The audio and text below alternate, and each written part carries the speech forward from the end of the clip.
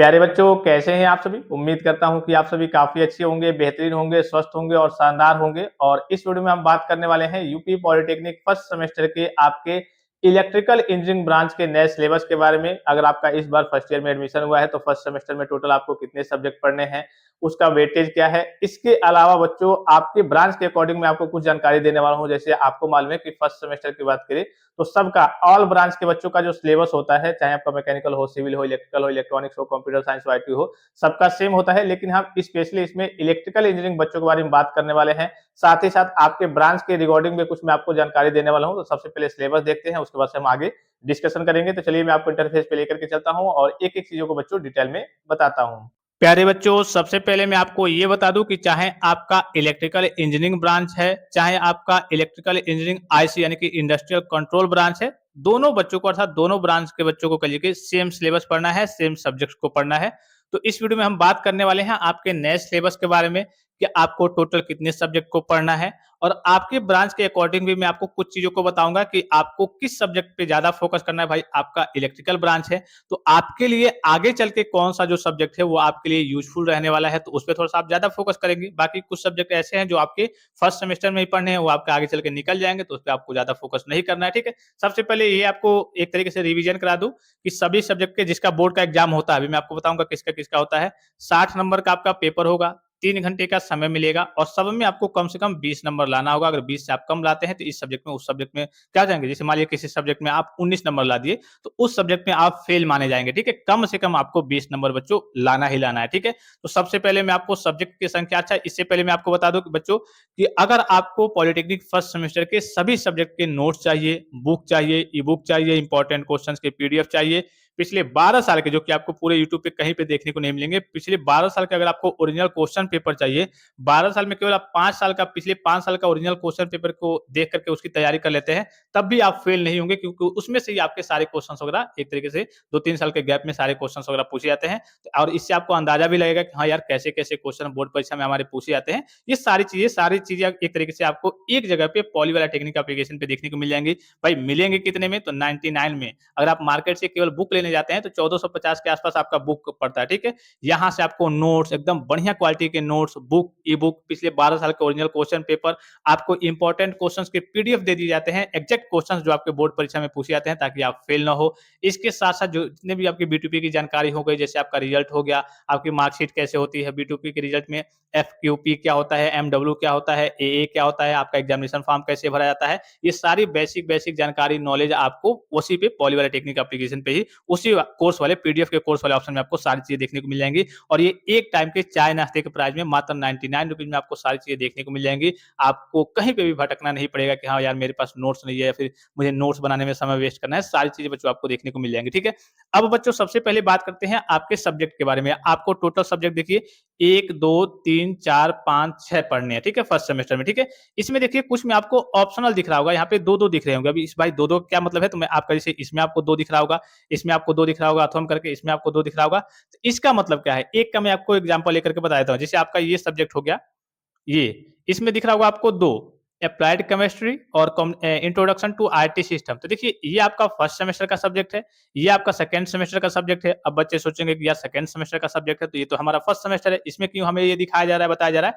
तो ये बोर्ड ने कॉलेज वालों को ऑप्शन दिया है। क्या ऑप्शन दिया है बच्चों? थोड़ा सा ध्यान से समझेंगे कि ठीक है, आप इसको पढ़ा लीजिए फर्स्ट सेमेस्टर में। अगर आपके पास किसी कारणवश कोई दिक्कत आ रही है, टीचर की कमी है, तो आप क्या कीजिए, फर्स्ट सेमेस्टर में इस सब्जेक्ट को पढ़ा लीजिए और सेकंड सेमेस्टर में क्या कीजिएगा, आप इस सब्जेक्ट को पढ़ा लीजिएगा। क्या मेरी बातों को आप समझ रहे हैं कि बोर्ड ने इन 3 वालों में, इसमें, इसमें और इसमें कॉलेज को ऑप्शन दे दिया है कि ठीक है, आपका फर्स्ट सेमेस्टर का तो ये सब्जेक्ट है, जैसे आपका ये फर्स्ट सेमेस्टर का हो गया, ये फर्स्ट सेमेस्टर का हो गया, ये फर्स्ट सेमेस्टर का हो गया, ये फर्स्ट सेमेस्टर का हो गया और ये फर्स्ट सेमेस्टर का हो गया।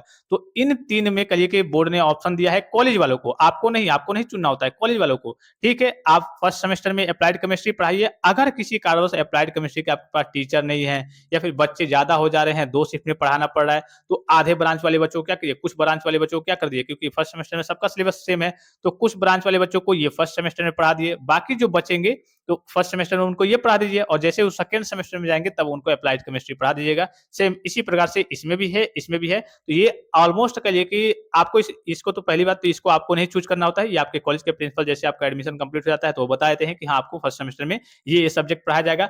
अब मैं आपको बता दे रहा हूँ कि 99% कॉलेज में कौन-कौन सा पढ़ाया जाएगा। तो पहले पे आपका ये फिक्स है कि हाँ, ये सभी को पढ़ना है। मैथमेटिक्स फर्स्ट हो गया, एप्लाइड फिजिक्स फर्स्ट हो गया, ये सभी के लिए कॉमन है, सभी को पढ़ना है। अब इसमें आपका ज़्यादातर जो चांसेज़ है 99% वो आपको ये पढ़ाया जाएगा, इसमें आपको ये पढ़ाया जाएगा और इसमें आपको इंजीनियरिंग ग्राफिक्स पढ़ाया जाएगा, ठीक है?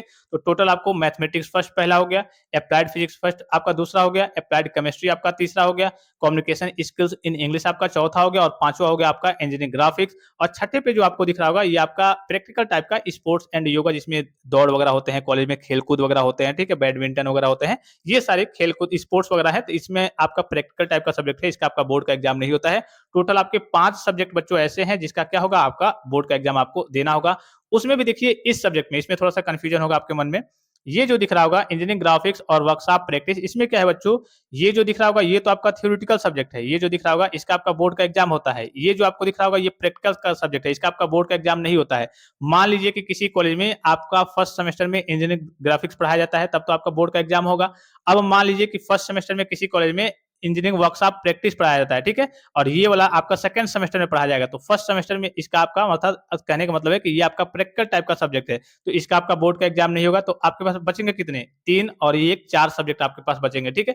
कहने का मतलब है कि ये जो आपका सब्जेक्ट है इंजीनियरिंग वर्कशॉप प्रैक्टिस ये आपका प्रैक्टिकल टाइप का सब्जेक्ट है। इसमें बस आपको प्रैक्टिकल वाइवा देना होता है, इसका आपका बोर्ड का एग्जाम नहीं होता है। तो फर्स्ट सेमेस्टर में अगर आपका ये पढ़ाया जाता है तो टोटल आपके 1, 2, 3, 4, 5 सब्जेक्ट के बोर्ड के एग्जाम हो जाएँगे।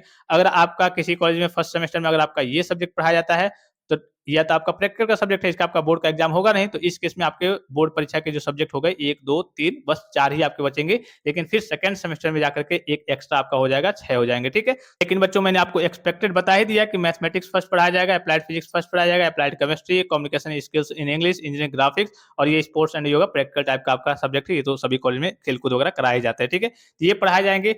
अब देखिए आपको अपनी ब्रांच के अकॉर्डिंग सबसे ज़्यादा फोकस किस पे करना है। देखिए अगर केमिस्ट्री की बात करें तो ये आपका केवल फर्स्ट सेमेस्टर में रहता है, ये आपका हट जाएगा। अब ये आपका सेकंड सेमेस्टर में पढ़ाया जाएगा, तो इस पे आपको कंप्यूटर से रिलेटेड इसमें चीज़ें होती हैं, कंप्यूटर के बारे में बेसिक-वेसिक जानकारी है, तो इसके बारे में आप थोड़ा बहुत पढ़ लेंगे, ठीक है?